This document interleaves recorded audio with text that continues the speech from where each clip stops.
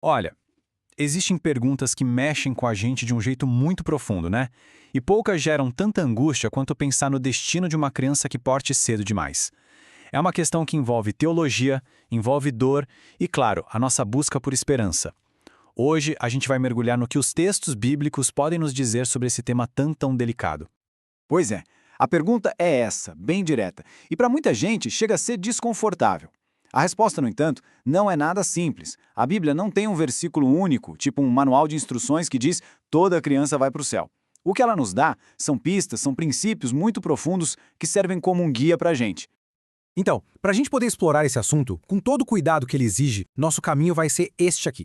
A gente começa pelo principal conflito teológico, depois vamos caçar pistas nas escrituras, tentar entender o que é essa tal de idade da razão e aí juntar tudo para uma reflexão final. Vamos nessa! Bem, no coração de toda essa questão, a gente encontra uma tensão, um verdadeiro cabo de guerra entre dois conceitos gigantes da Bíblia. É exatamente aqui que o debate pega fogo. Pensa assim, de um lado, a gente tem a doutrina do pecado original. Ela diz que ninguém nasce com a ficha limpa, sabe? Todos nós, sem exceção, herdamos uma natureza já inclinada para o erro. Mas do outro lado, a Bíblia descreve Deus como um ser de amor infinito, de misericórdia e fundamentalmente de justiça perfeita. E aí vem a pergunta de $1 milhão. Como um Deus que é justo e amoroso julgaria alguém que nunca teve nem a chance de escolher conscientemente o certo ou o errado? E essa ideia do pecado original não é invenção. Olha só o que o rei Davi escreveu nesse salmo. Ele não está falando que seus pais cometeram algum pecado específico. O ponto dele é outro. Ele está reconhecendo que, desde o momento zero da sua existência, a natureza pecaminosa já fazia parte dele. E, segundo a teologia, isso se aplica a toda a humanidade. Ok, então a Bíblia estabelece o problema, certo? Mas a boa notícia é que ela também nos oferece consolo e esperança. Então vamos dar uma olhada em algumas passagens que são simplesmente cruciais para essa discussão. Essa aqui é uma das passagens mais fortes. É a reação do rei Davi logo depois da morte do seu filho recém-nascido. E a frase dele não é de desespero, de jeito nenhum. É uma frase de esperança, de convicção. Davi, que acreditava na sua própria salvação, tinha mais absoluta certeza de que um dia ele iria se reencontrar com o seu filho. É uma das pistas mais poderosas que temos. E aqui são palavras do próprio Jesus. Ele não apenas acolhe as crianças, ele as coloca como um modelo de quem pode entrar no reino dos céus. Ele afirma com todas as letras que o reino é dos tais. Isso sugere que as crianças têm um lugar muito especial e protegido no plano de Deus.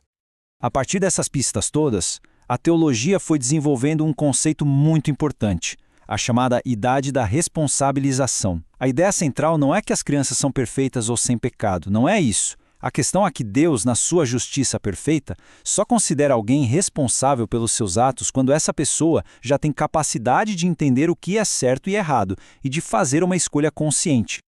E essa ideia se conecta perfeitamente com a forma como a Bíblia parece definir a infância. Em vários textos, como em Deuteronômio e Jonas, o que marca uma criança não é a idade no RG, mas sim essa falta de discernimento moral. A verdadeira virada de chave é quando a pessoa começa a entender as consequências das suas escolhas. E olha que fascinante. Se a gente for no grego original do Novo Testamento, encontramos ainda mais detalhes. Quando os evangelhos falam de crianças, eles usam palavras diferentes. Lucas, por exemplo, usa brefos, que significa bebê, recém-nascido. Já Mateus usa paidion, que é um termo bem mais amplo, podendo ir de uma criança pequena até um pré-adolescente. Isso mostra que esse conceito de infância pode abranger várias fases diferentes. Agora, vamos fazer uma ponte interessante. Vamos sair um pouco da teologia e olhar para a psicologia do desenvolvimento, porque ela pode nos ajudar a visualizar como é que esse amadurecimento do discernimento acontece na prática. O psicólogo Jean Piaget fez um mapa de como a nossa capacidade de julgar o que é certo e errado evolui. E veja só, nos primeiríssimos anos, a criança mal entende as regras. Depois, ela passa a ver as regras como algo absoluto, preto no branco. É errado porque minha mãe disse que é.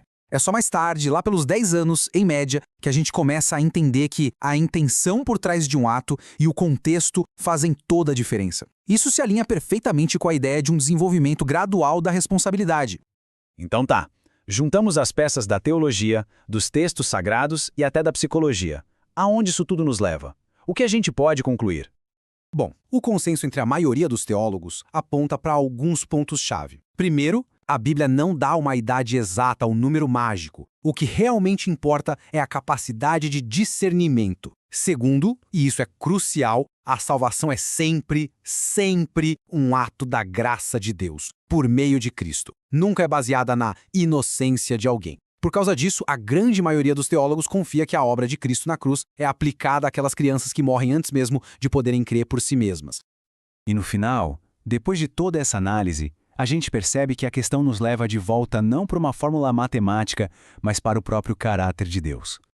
Talvez a busca por uma idade exata seja a pergunta errada desde o começo. Toda essa análise das Escrituras parece nos apontar para uma confiança profunda.